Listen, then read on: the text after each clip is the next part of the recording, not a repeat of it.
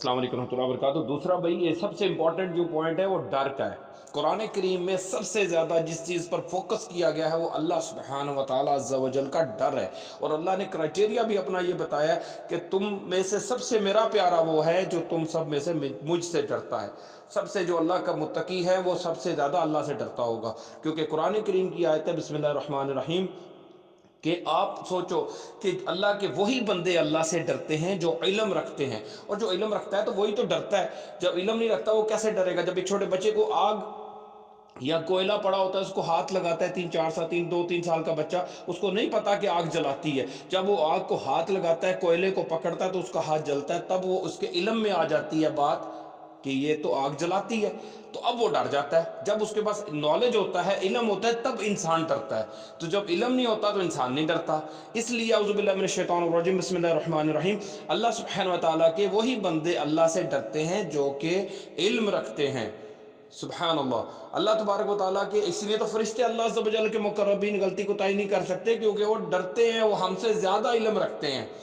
क्योंकि हमारा लेवल और है। अंबिया क्यों अल्लाह से डरते हैं? क्योंकि अंबिया का इल्म का लेवल और है। ठीक है ना? तो इल्म की बुनियाद पे डर की बेस बन रही है। ठीक है ना? इल्म पहले नंबर पे है। वो रब्बि ज़िदनी इल्मा, इल्म होगा तो बंदा डरेगा ना। जब इसको इल्म ही नहीं है तो कैसे डरेगा? जैसे बच्चे की मिसाल मैंने दी है कि आग को हाथ लगा लेता है, कोयले को पकड़ लेता है, क्योंकि उसके इल्म में नहीं होता।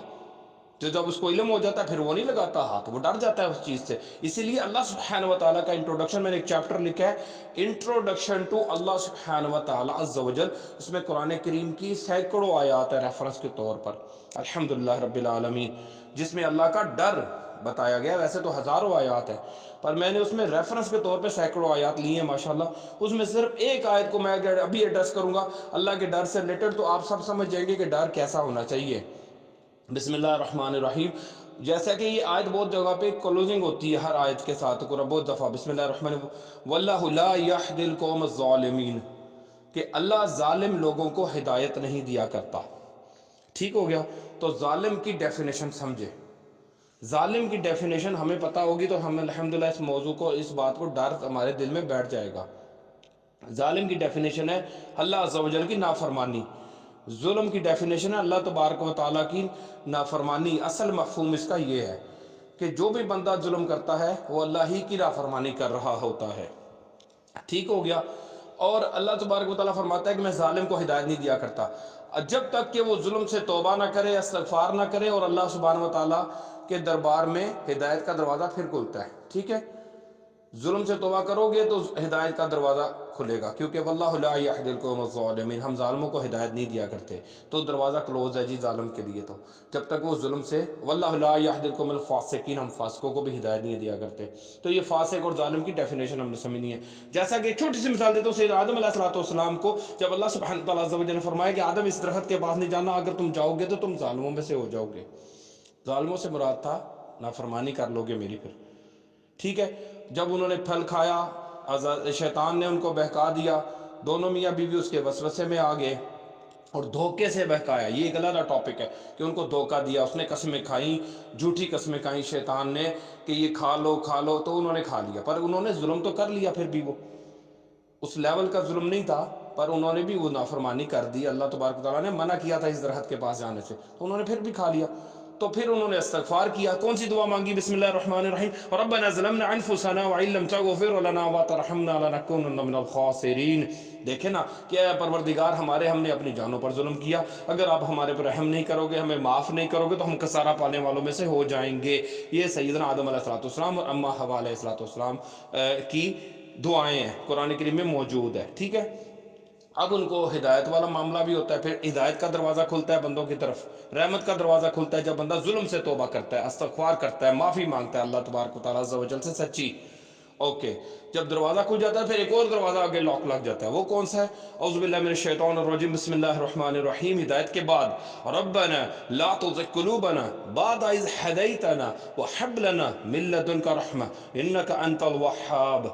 देखें कितनी बड़ी सख्त आयत है कि रब्बना ला तुज़िग़ क़ुलूबना, یا اللہ ہمارے دل نہ پھیر دینا، بعد از ہدایتنا، ہدایت کے آ جانے کے بعد۔ میں سوچتا تھا کہ ہدایت کا پروسیس اتنا لمبا ہے کہ جب تک انسان و جن تمام بندے اللہ تبارک و تعالیٰ کے حضور استغفار نہیں کریں گے، ظلم سے توبہ نہیں کریں گے، تو ہدایت کا دروازہ نہیں کھول سکتا۔ اور سب سے بڑا ظلم شرک ہے۔ پوائنٹ ٹو بی نوٹڈ یہ ہے کہ جب انسان ظلم سے توبہ کرتا ہے تو ہدایت کا دروازہ کھلتا ہے۔ جب ہدایت کا دروازہ کھلتا ہے تو پھر آگے مسئلہ کیا ہے؟ ربنا لا تزغ قلوبنا، پھر بھی اللہ کا ڈر رکھنا ہے دل میں۔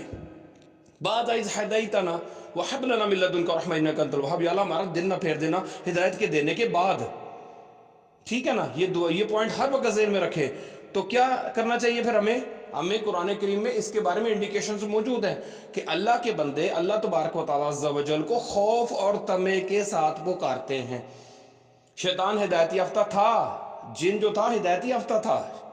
جب ابلیس تھا جنوں کا سردار تھا، عبادت کر کر کے کدھر پہنچ گیا تھا، تابعداریاں کر کے، صرف اس کے اندر یہ کیفیت نہیں تھی۔ کون سی والی؟ جو اللہ تبارک و تعالیٰ اپنے بندوں کی نشانی بتاتا ہے کہ میرے بندے مجھے خوف اور طمع کی کیفیت میں پکارا کرتے ہیں، یعنی خوف میں بھی رکھتے ہیں اور طمع کو بھی مد نظر رکھتے ہیں کہ اللہ سبحانہ و تعالیٰ سے ہر وقت ڈرتے رہتے ہیں کہ یا اللہ ربنا لا تزغ قلوبنا، یا اللہ دل نہ پھیر دینا ہمارا، بعد از ہدایتنا، ہدایت دینے کے بعد۔ یعنی ہر وقت ان کا ایک سانس آتا ہے دوسرا جاتا ہے، ان ہر سانس کے ساتھ اللہ تبارک و تعالیٰ سے وہ ڈرتے رہتے ہیں، ایک بات۔ دوسری، اسی سانس کے ساتھ وہ کیفیت ان کے دل میں رہتی ہے کہ اللہ کے ساتھ آس، امید، توکل، بھروسہ، یقین وابستہ رکھتے ہیں کہ اللہ ہمیں بخش دے گا، اللہ رحمان ہے، ہمیں درجے دے گا، اپنے پاس مقربین میں داخل کرے گا۔ یہ کیفیت بھی اللہ کے ولیوں کے دلوں میں ہوتی ہے، نبیوں کے دلوں میں ہوتی ہے، اللہ کے پیاروں کے دلوں میں یہ کیفیت ہوتی ہے، خوف اور طمع کی کیفیت۔ یہ ہم نے پوائنٹ سمجھنا ہے، تبھی ہم اس معاملے سے نکل سکیں گے۔ ہم کن بحثوں میں پڑے ہوئے ہیں؟ ہمیں تو اللہ سبحانہ و تعالیٰ کی طرف سے آزمائش ہے۔ بسم اللہ الرحمن الرحیم، الذی خلق الموت والحیات لیبلوکم ایکم احسن عملا۔ ہم نے موت کے ڈیوریشن کو اور زندگی کے درمیان کے وہ جو دورانیے کو پیدا اس لیے کیا، زندگی کو پیدا کیا اور موت کو بھی پیدا کیا، اس لیے کیا کہ تمہیں آزمائے کہ تمہیں سے اچھا عمل کون کرتا ہے۔ تو یہ ہم نے خوف اور طمع کی کیفیت میں رہنا ہے، اور سب سے بڑھ کر اللہ سبحانہ و تعالیٰ عز و جل کا ڈر غالب رکھنا ہے اپنی ذات پر۔ پھر انسان گناہ نہیں کر سکے گا، پھر انسان نافرمانیوں میں نہیں جا سکے گا۔ اگر صغیرہ گناہ ہو بھی گیا تو پھر بھی استغفار کر لے گا، کبیرہ کو تو سوچے گا بھی نہیں، کیونکہ اس کو علم آ جائے گا کہ یار سب سے بڑھ کے ڈر اللہ ہی کا ہے۔ اور قرآن کریم میں یہ کرائٹیریا بتایا گیا ہے کہ اللہ کا سب سے پیارا بندہ ہے وہ جو اللہ سے سب سے زیادہ ڈرتا ہے۔ یعنی کہ میری ذات سے، کوئی منہ سے، زبان سے، آنکھوں سے کوئی ایسا عمل نہ ہو جائے کہ جو نبی علیہ الصلوۃ والسلام کی سنت کے خلاف ہو، اسوہ حسنہ کے خلاف ہو، اور قرآن کے احکامات کے خلاف ہو۔ اور متشابہ آیات کو ہم نے ایمان توکل کے لیے لینا ہے، باقی الحمدللہ رب العالمین حکم پہ عمل کرنا ہے جو قرآن کریم کی اصل آرڈرز ہے، حکم ہے۔ نماز، روزہ، اس پہ قائم رہنا ہے، استغفار پہ، اظہار و قربانی پہ، محبت پہ، خلوص پہ، تقوی پہ، ایک دوسرے کو ٹالرنس کرتے ہوئے عفو درگزر سے کام لینا ہے، رحم دلی رکھنی ہے، ہر طرح کی زنا سے بچنا ہے، غیبت، سود، یہ سارے محکم آیات ہیں۔ فرقہ واریت نہیں بنانی، یہ بھی الحمدللہ رب العالمین محکم آیت ہے۔ تو آرڈرز کو دیکھنا ہے کہ جو آرڈر ہیں ہم ان کو فالو کریں گے، ٹھیک ہے نا سر؟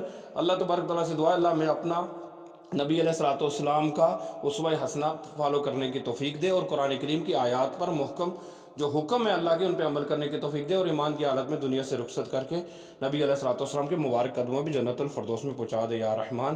یہ معاملہ اتنا ڈیفیکلٹ ہے کہ ہمیں سمجھنا پڑے گا اس کے بارے میں کہ صرف اللہ ہی کا ڈر غالب رکھے، تاکہ ہر طرح کے عمل پھر سردرد ہوں گے ہمارے سے اچھے، الحمدللہ رب العالمین۔ جب اللہ کا ڈر نہیں ہوگا تو پھر انسان کی طرف شیطان کے ہتھے چڑھ جاتا ہے، نفس امارہ کے ہتھے چڑھ جاتا ہے، نفس امارہ بھی اس کو ہائی جیک کر لیتا ہے، اور شیاطین کے ایجنٹس یعنی کرین، یہ بھی۔ اللہ تبارک و تعالیٰ سب کی آسانیاں فرمائے۔ یا حی یا قیوم برحمتک استغیث۔